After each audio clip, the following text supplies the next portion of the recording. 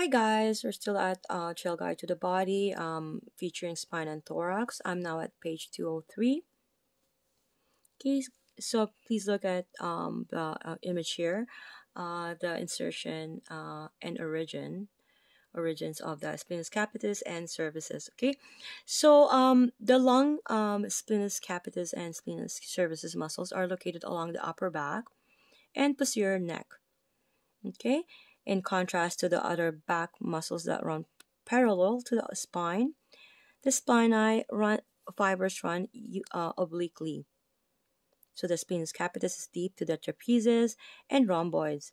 Its fiber angle towards the mastoid process and are superficial between the trapezius and sternocleidomastoid.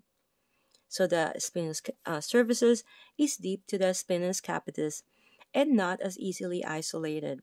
However, its general location can be outlined in the lamina group of the upper thoracic and cervical spine. Okay, action unilaterally. Again, if it's unilaterally, it's only to one side or just one, not both, right? While if it's bilaterally, it's both left to right. Okay, so if you were to rotate the head and neck to the same side, if you were to laterally flex the head and neck to the same side, if you were to do it bilaterally, if you were to extend the head and neck. The origin of the capitis is inferior one half of ligamentum nuchii, right? And spinous processes of C7 to T4. And the cervicis is the spinous process of T3 to T6.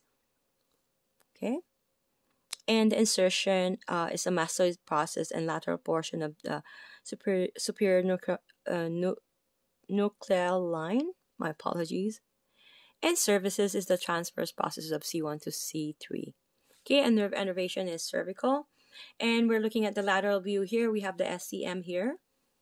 The sternocleidomastoid. We have the levator scapula.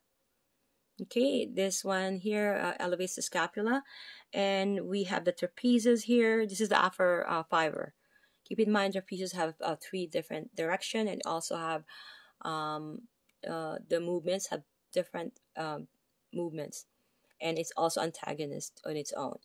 Okay, and of course the spinous capitis here being highlighted. Okay, and again we have the lateral view without the SCM. Okay, we have spinous capitis again being highlighted, and this time we have the posterior scalene. Again, scalene have posterior, anterior, and middle scalenes. Okay, so keep that in mind, FYI. And again, the levator scapula, which elevates the scapula. I'll see you guys in the next video.